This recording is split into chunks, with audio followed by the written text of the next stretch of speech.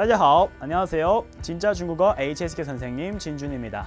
오늘도 지난달과 마찬가지로 9월 16일에 있을 HSK 5급 정기고사 때문에 여러분들을 위하여서 실제로 시험에 갔을 때 많이 도움을 드리고자 이렇게 적중 특강을 준비해 보았습니다. 오늘 제가 여러분들을 위해서 준비한 문제는요, HSK 5급 시험에서 항상 출제가 되는, 그리고 또 제가 유추를 해보자면 어떤 문제가 출제가 될 거다라는 문제에 대해서 한번 준비를 해보았습니다. 자, 바로 그러면 우리가 시작해 볼게요. 첫 번째로 우리가 HSK 5급 쓰기 문제를 풀 때요, 이런 문제들은 2018년 상반기부터 지금 지난달 8월에 이르기까지 한 번도 빠지지 않고 등장했습니다. 어떤 문제였냐면, 쓰기 배열하기에서 우리가 오해를 불러일으킬 수 있는 동사들이 출제가 될 때가 있어요. 그러니까 어떤 오해냐라고 얘기를 해본다. 그러면 첫 번째, 동사를 우리가 수로로 생각할 수가 있어요. 맞아요. 당연히 맞는 말씀이고요. 하지만 이 동사는요, 수로가 맞긴 하지만 행동으로 생각하면 안 되는 거예요. 왜냐? 왜 이렇게 얘기했냐면, 자꾸 동사를 보자마자 우리가 어떤 구조를 습관적으로 떠올리게 되냐면, 어떤 사람 주어가 어떤 동사 행동을 했습니다. 그 다음에 이 행동은 동사이기 때문에 뒤에다가 목적어를 붙입니다 라는 정말 맞는 구조가 맞긴 해요. 근데 일반적인 구조, 여기에 벗어나는 문제들이 나오기 때문에 자꾸 이것부터 먼저 떠올려서 문제를 풀 때 우리가 난항을 겪을 때가 있어요. 예를 든다면 이건 이미 완료가 된 문장입니다. 우리 한번 보겠습니다.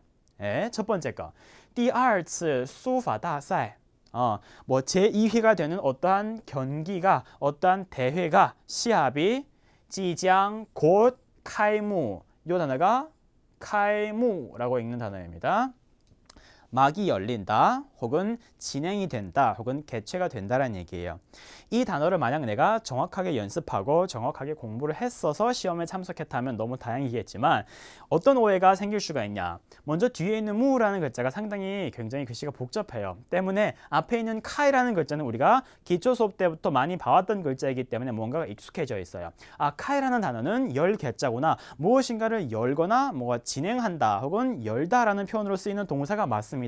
그래서 자꾸 어떻게 쓰고 싶냐, 이 카이무라는 단어를 행동 동사라고 생각해서 누가 어떤 것을 엽니다, 누가 어떤 것을 진행합니다 라는 문장으로 만들고 싶기 때문에 내 머릿속에 무의식적으로 이런 생각을 계속 해줘서 정답이랑 오히려 점점 더 멀어지는 경우가 있어요.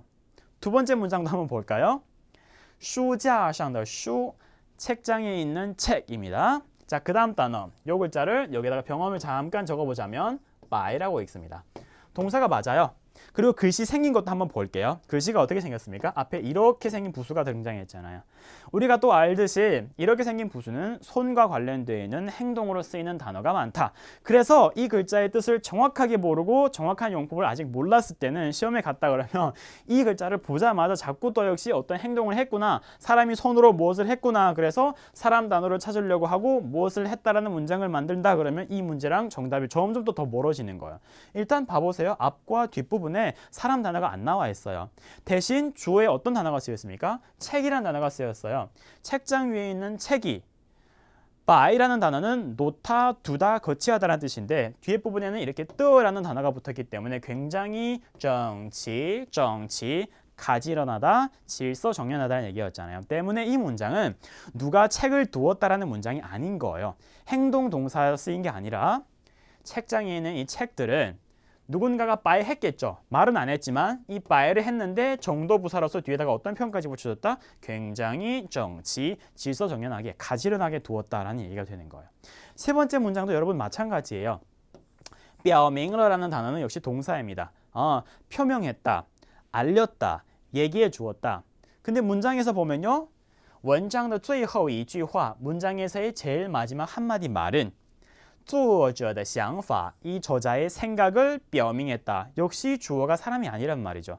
문장이 제일 마지막 한마디 말이 저자의 생각을 알려줍니다. 저자의 생각을 표현해 주었습니다. 그렇기 때문에 어떤 문제가 시험마다 항상 나온다? 동사는 맞지만 이 동사가 문장 속에서 행동으로 쓰이는 게 아니라 다른 다양한 용법으로 쓰이는 문제들이 시험에 항상 나와요. 그러면 이런 걸 우리가 함정으로 어떻게 피해가야 될지, 어떻게 문제를 정확하게 풀어야 될지 시험에 갔을 때 봅시다. 자, 첫 번째 문제, 이런 문제가 있습니다. 将于, 곧, 장차 어떤 일이 발생한다라는 단어고요. 자, 뒤에 부분에다가 바로 시간 단어를 확실하게 붙여줬습니다. 下个月初 다음 달 초 이겁니다. 두 번째 단어를 봤더니 召开, 召开. 아까 우리 앞에서 봤었던 그 맛보기 문장과 비슷한 글자, 카이라는 글자가 들어가 있잖아요. 마찬가지예요. 아까 그거는 카이문은 개막하다, 개최하다라는 뜻이었다면 召开라는 단어도 마찬가지로 소집하다, 어떤 행사를 열다 이런 뜻이 되겠습니다.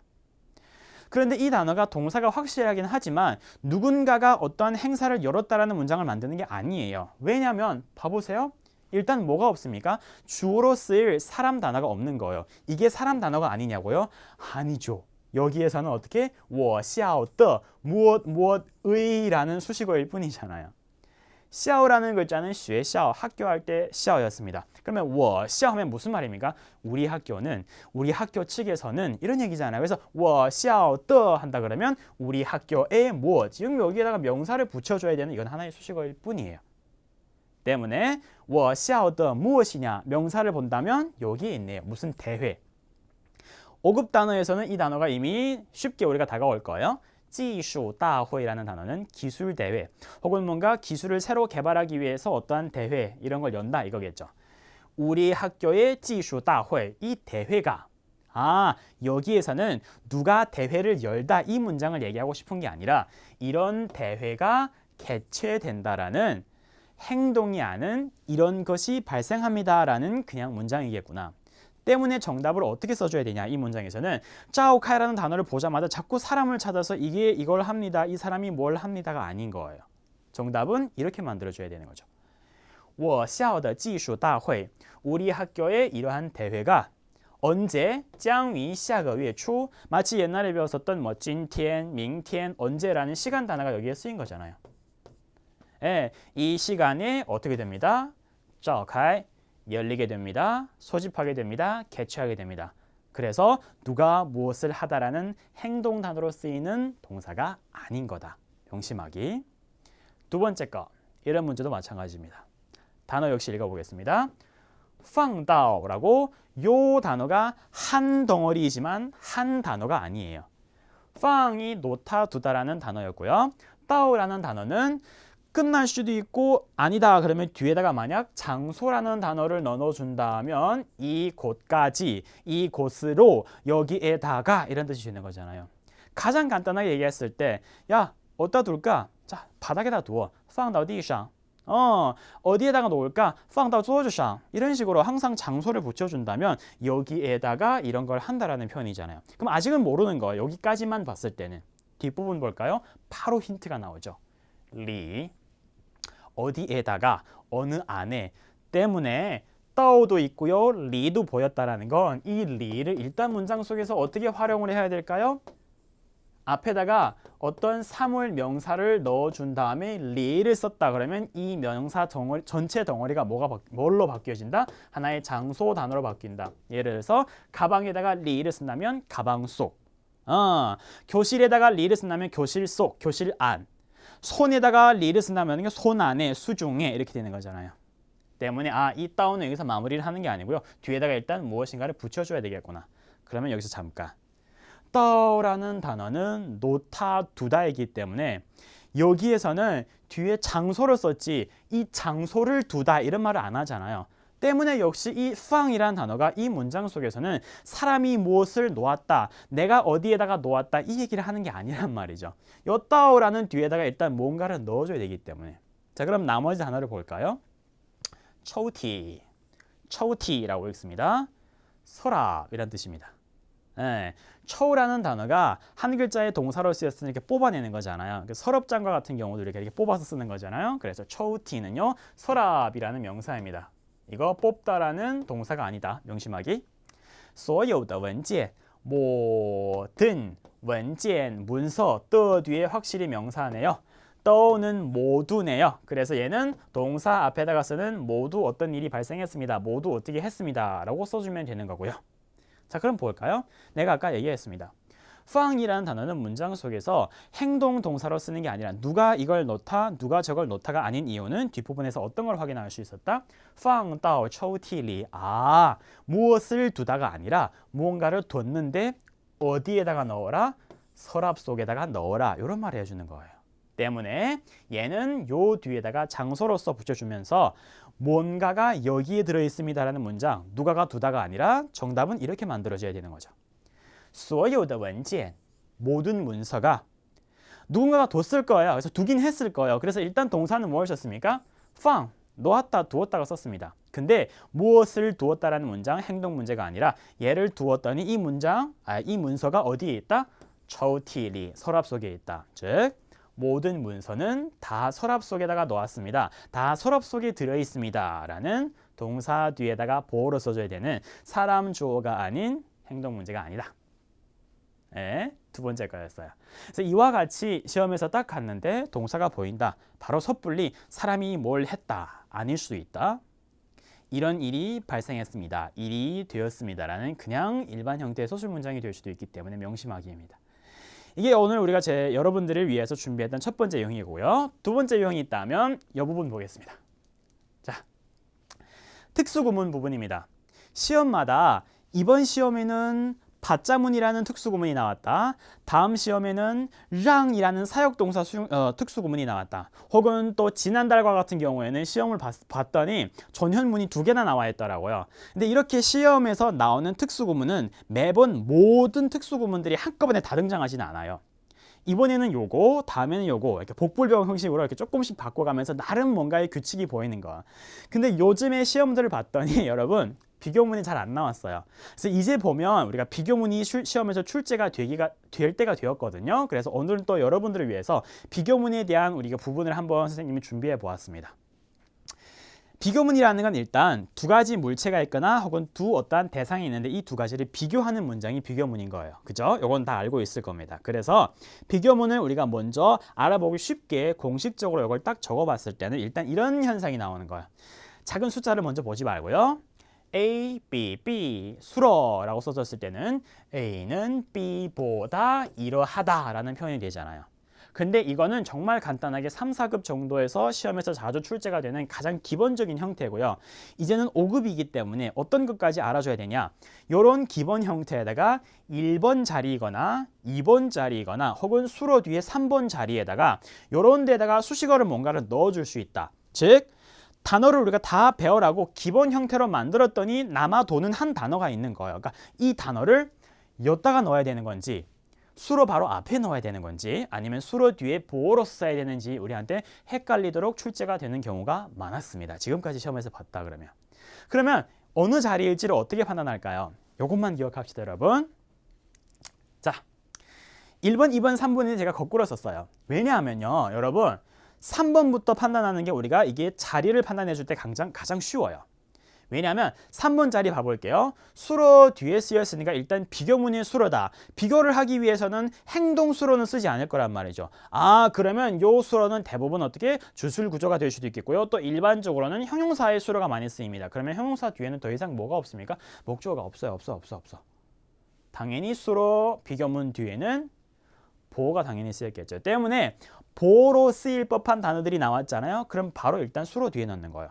그러면 비교문에서는 어떤 보어들이 많이 쓰이냐? 별거 없죠. 여러분 정도 보어가 쓰였습니다. 예를 든다면 이렇게 생긴 글씨가 나왔어요. 그래서 뭐 또러 이런 식으로 단어가 나왔습니다. 그러면 바로 이 문장에서 어디에 수로 뒤에 쓰이는 나머지 또러, 또 이런 것들은 보어다. 이건 더 쉬워요. 수량에 관한 표현입니다. 여러분 수량이라 그러면 항상 뭐가 들어가 있어요?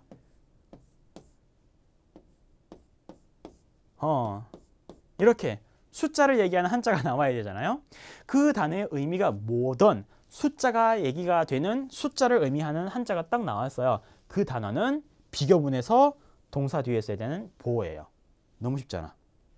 마지막부터 보는 거예요. 이게 3번 자리가 아닐까 생각하는 거죠. 이렇게 딱 쓰였다. 정도 보어구나. 3번 자리에 쓰자. 남은 단어 가운데 숫자가 보인다. 3번 자리다. 이게 다 아니에요. 그럼 2번 혹은 1번인 거예요. 2번 자리에는 기본적으로 3개 기억합시다. 도라는 표현을 갖고 있는 껑, 하이, 다소 얼마간이라고 얘기하는 부사인 요 단어. 요걸 아직 우리가 제대로 외우지 못하는 분들이 꽤 있더라고요. 뭐라 읽냐? 稍微 다소, 어느 정도, 살짝, 약간, 조금 이런 뜻입니다. 요거까지 아니잖아요. 그럼 어디에 쓸까요? 나머지는 다 여기다 씁시다. 일단 간단하게 대체적으로 큰 틀로 봤을 때는 이렇게 판단하는 것이 가장 쉽고 바로바로 문제가 해결될 수 있는 제일 지름길이다. 역시 문제를 보면서 우리 한번 감을 익혀볼까요? 그러면 자, 이 문제입니다. 단어 봅시다. 这学期 이번 학기.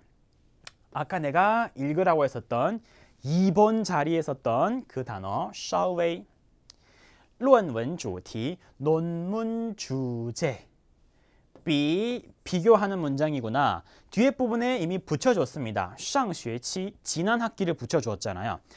그러면 무엇과 지난 학기를 비교해야 되는데 다행히도 앞에 부분에는 어떤 단어가 나와 있습니까? 이번 학기라는 단어가 나와 있었구나. 그래서 이번 학기와 지난 학기를 비교를 할 건데 문장에서는 그냥 이번 학기랑 지난 학기만 비교한 게 아니고요. 이번 학기의 논문 주제와 지난 학기를 비교하면 되는 거겠죠. 근데 여러분 이런 경우가 있잖아요. A, B, B 비교를 했는데 A라는 부분이 굉장히 길어요. B라는 부분도 굉장히 깁니다. 근데 중심어가 어떻게? 두 개가 다 들어갈 수도 있겠지만 동시에 겹치는 표현이라 그러면 이 두 번째에는 중심어가 탈락, 생략이 될 수 있잖아요. 굉장히 간단한 문장으로 예를 들었을 때 今天的天气 오늘의 날씨 比昨天的天气 즉 오늘 날씨는 어제 날씨보다 덥습니다. 이런 문장을 얘기할 때 앞에 있는 날씨가 있다면 뒤에 부분에 있는 이 단어는 생략할 수 있잖아요. 즉 今天的天气比昨天 덥다, 춥다 이런 식으로. 마찬가지죠. 논문 주제가 한 번밖에 안 나왔기 때문에 어떻게 만들어주면 되는 거예요? 앞에 부분에는 붙여주고요. 뒷부분에다는 생략해주면 되는 거예요. 그래서 이번 학기의 논문 주제는 지난 학기보다 어떻다. 자, 수로로 쓰이는 단어가 당연히 뭘까요? 여기에 나와 있는 어렵다라는 요 형용사겠죠. 뒤에 부분에 있는 이 시에는 이미 붙여졌으니까 너무 다행이에요. 그나마 시험 난이도가 조금 낮아진 거예요. 이 부분에서는. 자, 이 시에는 다소 약간이라는 뜻이지만 왜 뒤에 썼을까요? 아까 얘기했죠? 3번 부분부터 판단하라 그랬습니다. 뭐가 있습니까? 숫자가 있어요. 의미를 생각하지 말고요. 비교문에서는 숫자가 나와 있는 부분이 수식어가 있다. 그러면 바로 동사 뒤에, 수로 뒤에, 동사가 아니라 죄송해요. 동사 뒤에 아니라 수로 뒤에, 형용사 뒤에 보어로 쓰는 겁니다. 그리고 아까 얘기했던 거 한 단어가 남아 돌잖아요. 얘가 남았죠. 3번부터 판단해서 3번, 2번, 1번 순서로 자리를 생각했을 때 얘는 어디에 들어가야 되는 거? 수로 앞에 들어가야 되는 거.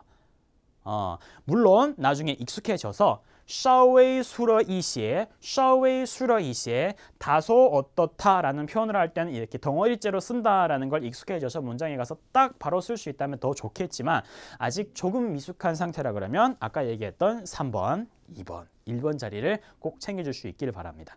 그래서 이 문제의 정답은 어떻게 된다? 这学期论文主题 이번 학기 논문 주제 즉 앞에 부분에 있는 A 부분이죠. 무엇보다 比上学期 지난 학기보다 그 다음 거 稍微一些 함께 쓸 수 있다. 앞뒤에다가 각각 하나씩. 왜냐하면 이 시에는 숫자가 들어갔기 때문에 3번 자리에 있는 수식어 稍微는 아까 외우라고 했었던 更还稍微 세 개는 수로 바로 앞에 있는 2번 자리에 들어가는 거다. 예, 물론 이 문제를 한번 풀어봤다. 그러면 나중에 시험에서 이 두 단어가 같이 나왔을 때는 당연히 稍微 수러 이시에 이와 같이 써주면 되는 겁니다. 무슨 뜻이냐? 이번 학기 논문 주제는 지난 학기보다 얼마 정도, 얼마가 조금 어렵습니다. 이런 얘기가 되는 거예요. 자, 이번 영상에서 준비해본 제일 마지막 문제 한번 보겠습니다. 비교문이라고 하면 여러분 딱 B라는 글자만 나오는 게 아니에요. 이번 연도에 지금 2018년에 실제로 6월에도 유사 문제가 나왔었는데 여러분 B라는 글자가 아닌 다른 단어로서 B를 대체해주는 비교문이에요. 크게 이렇게 두 가지를 볼 수 있습니다.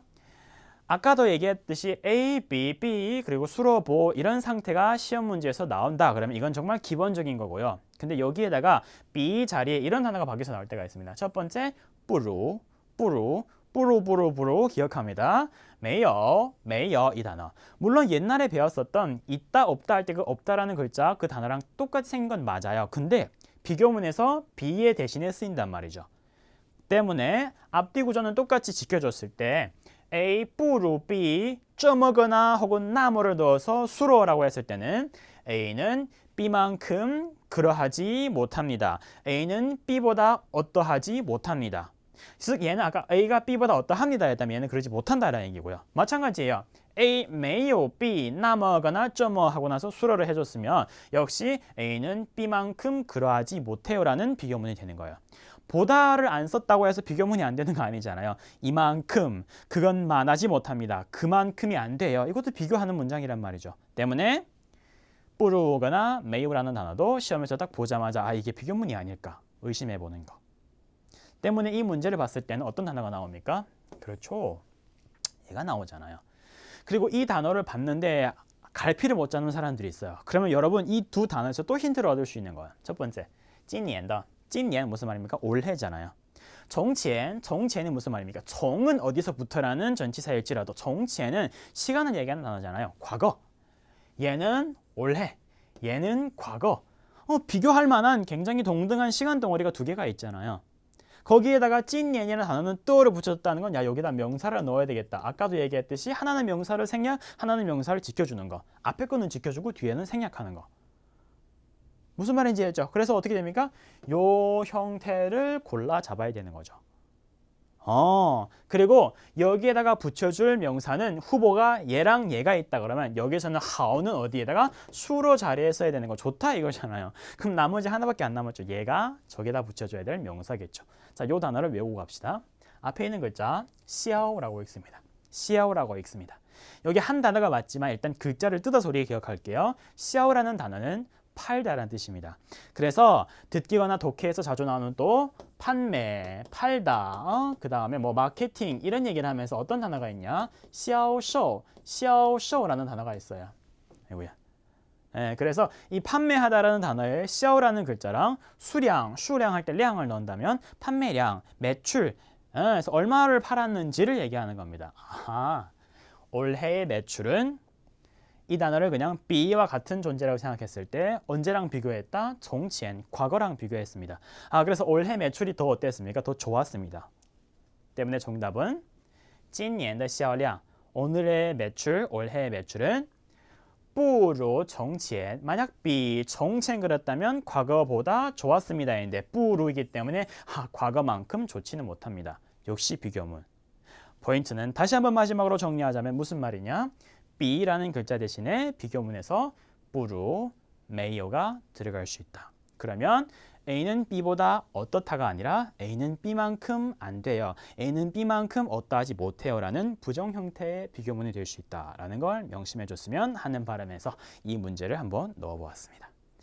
자, 오늘 여러분들을 위해서 준비한 내용은 여기까지였고요. 9월 시험도 여러분들이 좋은 성적으로 합격을 할 수 있길 바라면서 저는 항상 연구하고 항상 공부하는 HSK 선생님 진준이었습니다. 감사합니다. 再见.